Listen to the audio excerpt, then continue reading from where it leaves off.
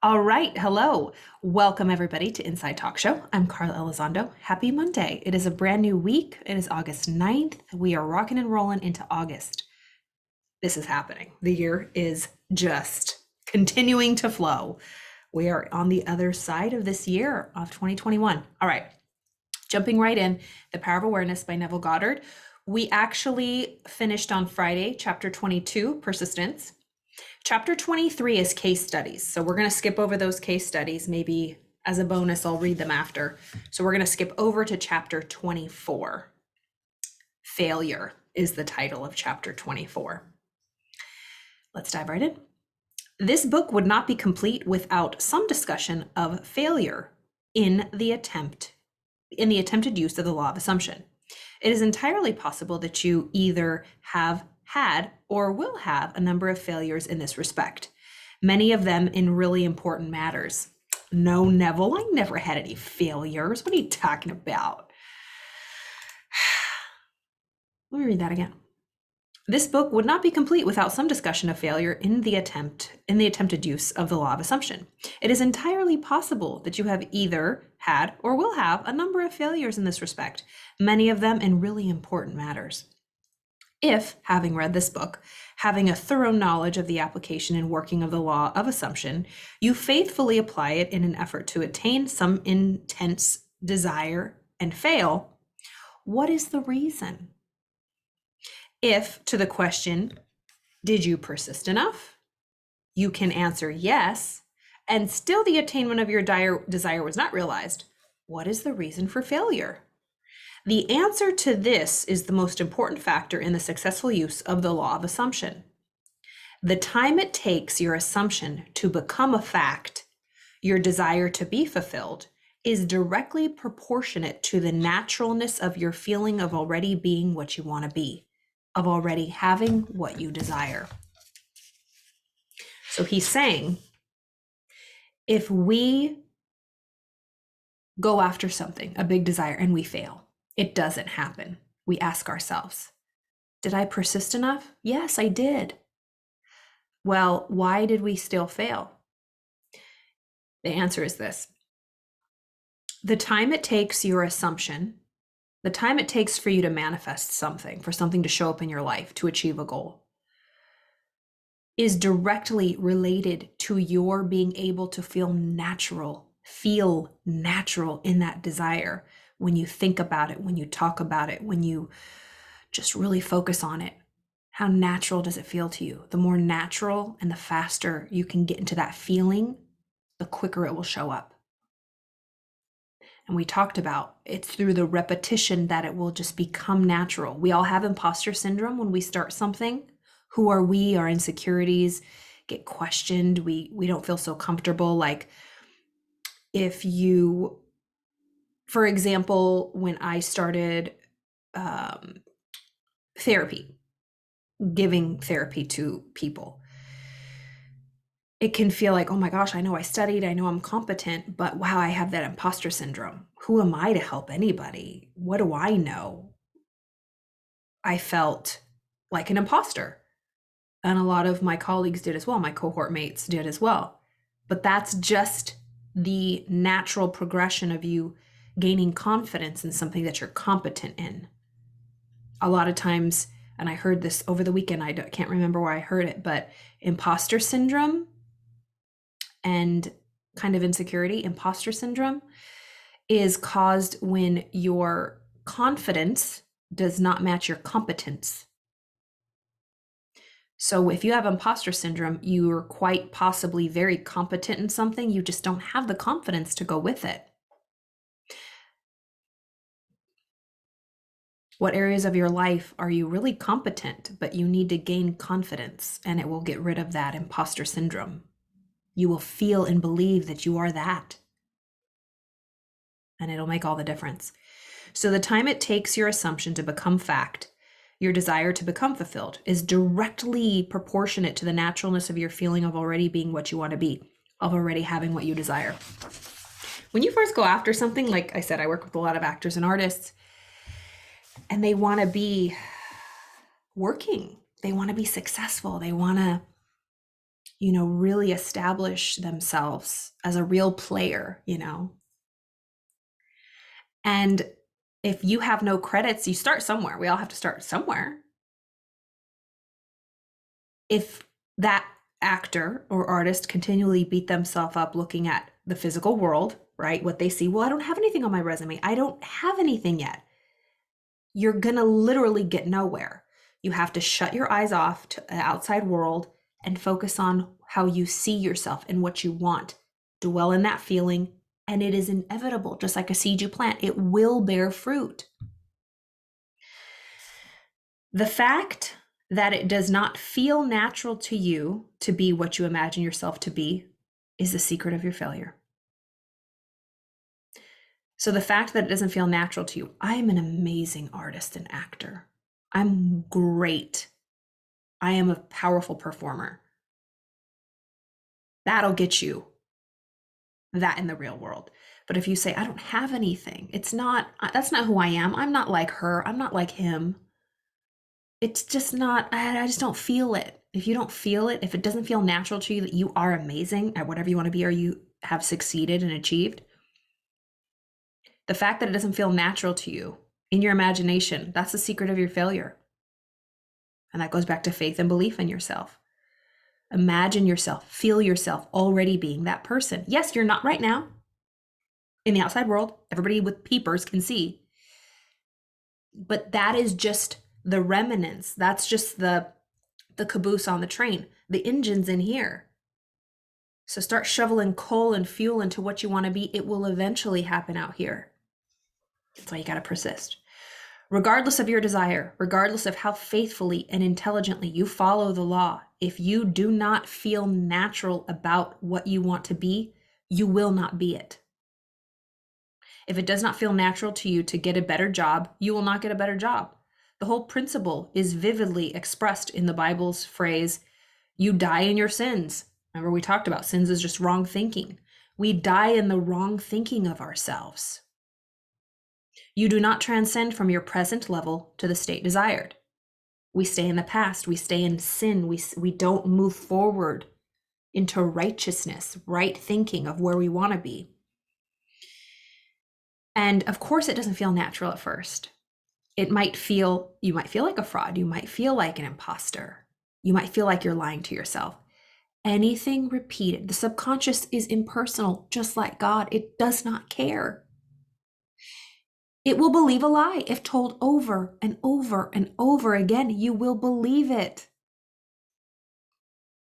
That's literally how we work. We are just fertile soil. Thoughts are seeds. If you keep planting the same seeds or thinking the same thoughts, it will bear fruit, good or bad.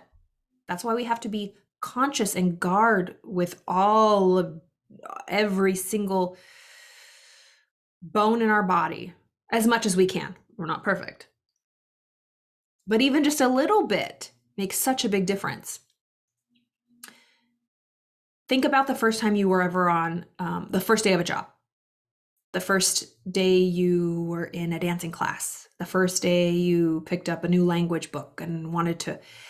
Does it feel natural to you? No.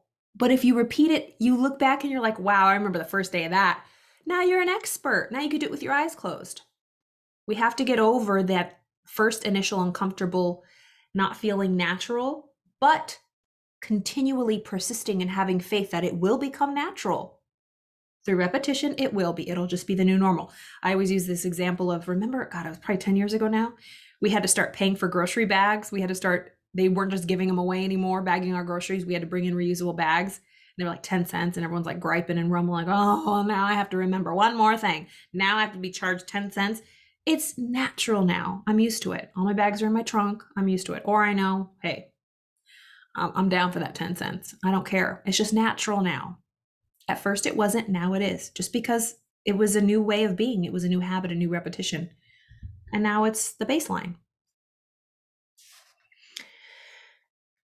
How can this feeling of naturalness be achieved? The secret lies in one word: imagination. For example, this is a very simple illustration. Assume that you are securely chained to a large, heavy iron bench. Okay, we're chained to a bench. securely. Iron.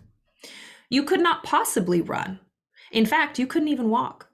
In these circumstances, it would not be natural for you to run, obviously. You could not even feel that it was natural for you to run, but you could easily imagine yourself running. In that instant, while your consciousness is filled with your imagined running, you have forgotten that you are bound. In imagination, your running was completely natural. We get to things being natural, the feeling of being natural, and accepting an idea, being possessed by it, being a victim to it, surrendering to what we want through our imagination, through imagining it. Anything we want, we imagine it first. You might catch a glimpse or be inspired by somebody you hear or somebody you see, and you get that gust of wind in your gut. You're like, I want to do that. And you close your eyes and you imagine yourself doing it. And then you get brought back to the real world and you're like, oh my God, that's going to take, that's scary, but it's exciting too. It's going to take a lot of focus, willpower, time, energy, tears, blood, sweat. But if you want it, persist in it. But you see it in your imagination first and you hold it there through the blood, sweat, and tears. You hold your imagined state. The essential feeling of naturalness can be achieved by persistently filling your consciousness with imagination, imagining yourself, being what you want to be or having what you desire. Progress can spring only from your imagination, from your desire to transcend your present level. So progress, moving forward, progressing, growing, moving to a higher level. Progress, forward movement in your life, in any area, can spring only from your imagination, from your desire to transcend your present level. What you truly and literally must feel is that with your imagination, all things are possible. And we talked about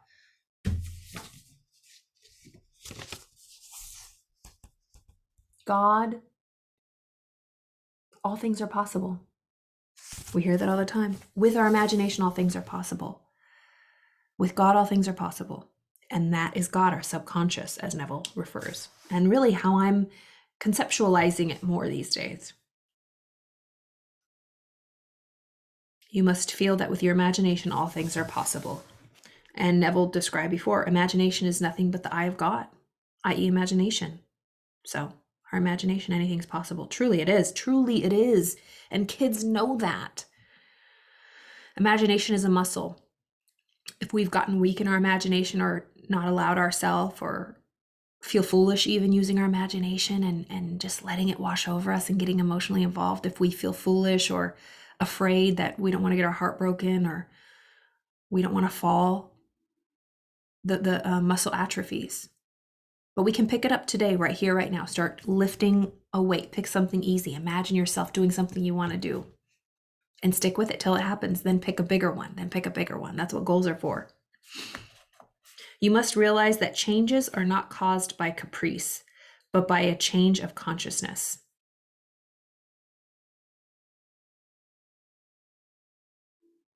You may fail to achieve or sustain the particular state of consciousness necessary to produce the effect you desire. You may fail to achieve or sustain the particular state of consciousness necessary to produce the effect you desire. But once you know that consciousness is the only reality and is the sole creator of your particular world, and have burnt this truth into your whole being, that consciousness is the only reality and sole creator, when you have seared that in your brain, that's why repetition and studying this every day is so important, because that truth will set us free. Right now, we are living, experiencing, seeing the results of what is seared into our brain previously. What is seared into our brain? The repetition of our parents, surroundings, our country, our culture, whatever's going on in the outside world. That is what has programmed us. This is taking back the power from the outside objective world and bringing it back into the inner world. We can reprogram, we can rewire. So it doesn't matter how bad it's been, how bad it is right now, you can always change it. You can truly reprogram yourself. Yes, it's uncomfortable, but you're already in discomfort. If you are not where you want to be, or you're suffering in any way, mentally, physically, emotionally, spiritually, you have the power to change it. It's a little uncomfortable, it's scary, but you're already living in discomfort and fear. Why not live in a way that will get you the results and get you out of it once and for all? It's worth it. It's worth it. Once you know that consciousness is the only reality and is the sole creator of your particular world, and have burnt this truth into your whole being, then you know that success or failure is entirely in your own hands. Whether or not you are disciplined enough to sustain the required state of consciousness in specific instances has no bearing on the truth of the law itself. That an assumption, if persisted in, will harden into fact. Assumption, if persisted in, will harden into fact. Assumption, whatever you're emotionally involved with, whatever thought is under your skin, good or bad, whatever you're replaying over and over, persisting, ruminating, will become solid fact in your world. And in one way or another, it's the law. The certainty of the truth of this law must remain despite great disappointment and tragedy. Even when you see the light of life go out, even when you see the light of life go out and all the world go on as though it were still day. Okay, that's a quote from, I think, Shakespeare. Okay, hold on. It says, the certainty of the truth of this law must remain despite great disappointment and tragedy. Even when you see the light of life go out and all the world go on as though it were still day. You must not believe that because your assumption failed to materialize, the truth that assumptions do not materialize is a lie. This is so important. Oh, this is so important. You must not believe. Don't fall victim to this very common belief. You must not believe that just because your assumptions and your dreams didn't come true, that the truth that dreams don't come true is a lie. So if something didn't work out in your life and you did everything you should do, so you thought,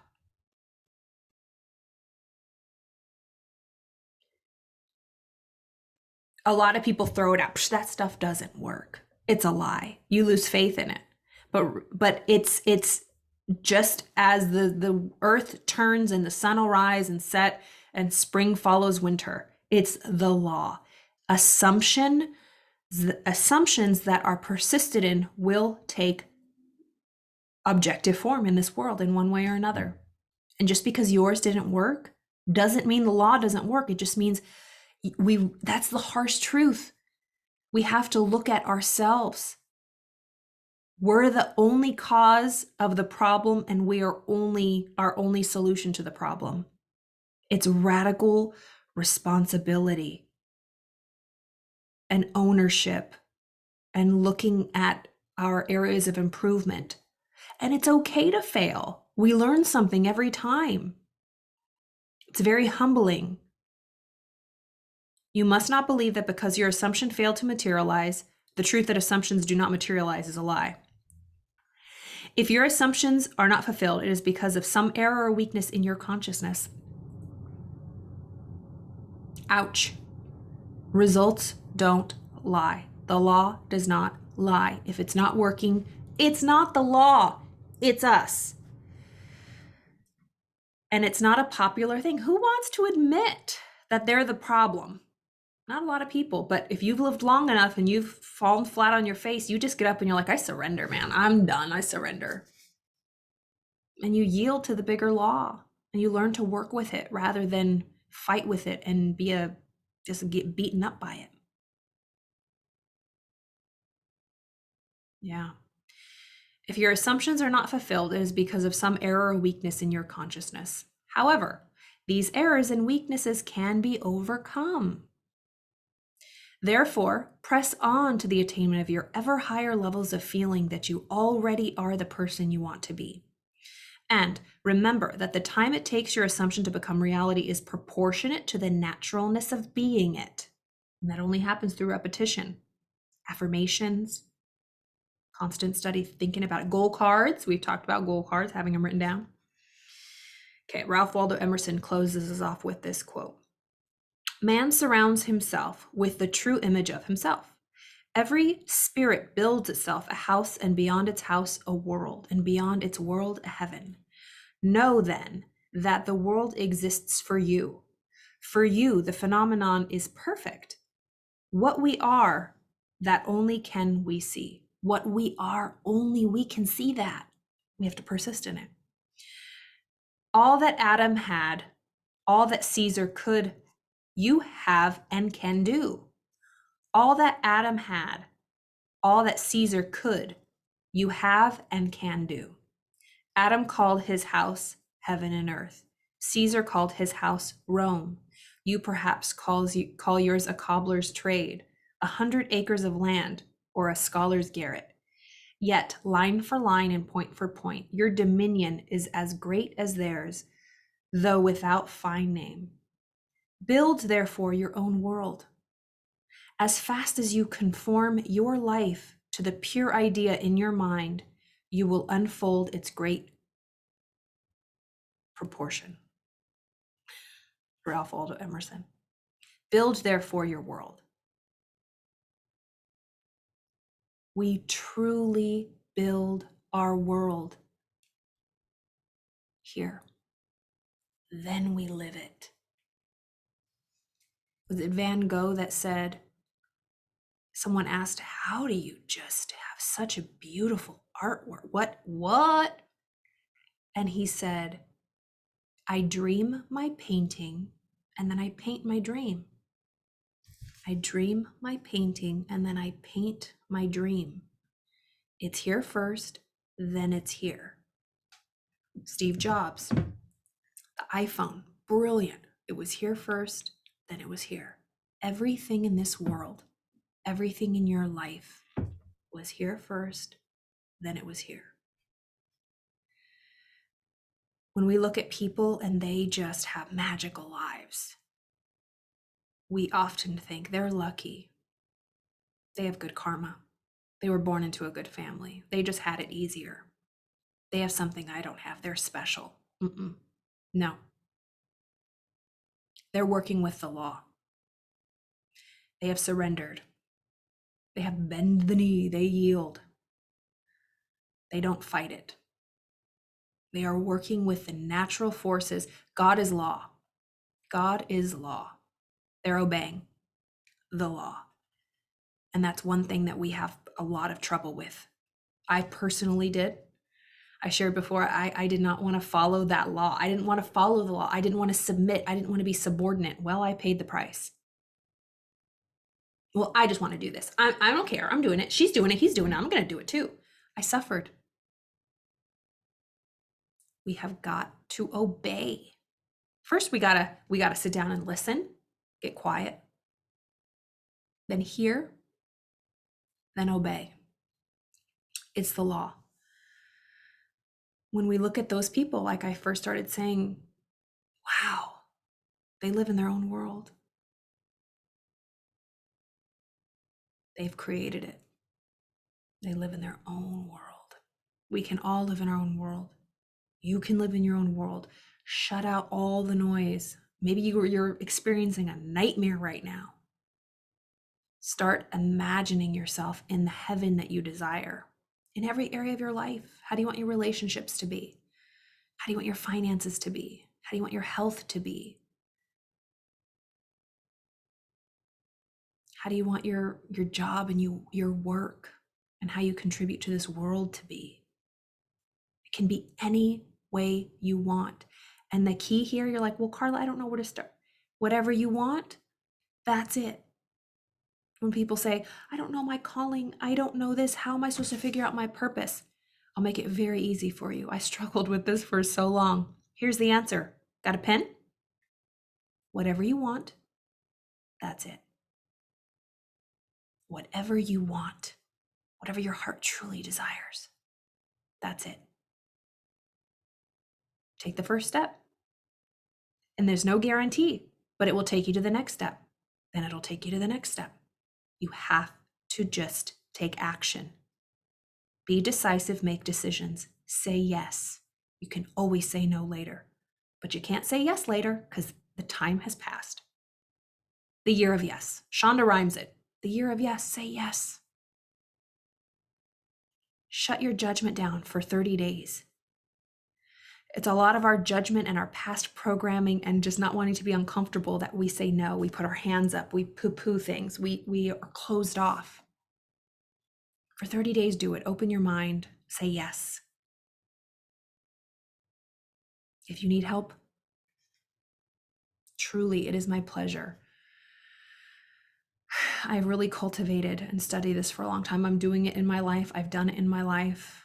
And I love, love teaching people to just set themselves free. So I hope you enjoyed that. I really did. Happy Monday, y'all. Have a wonderful day, and I will see you tomorrow.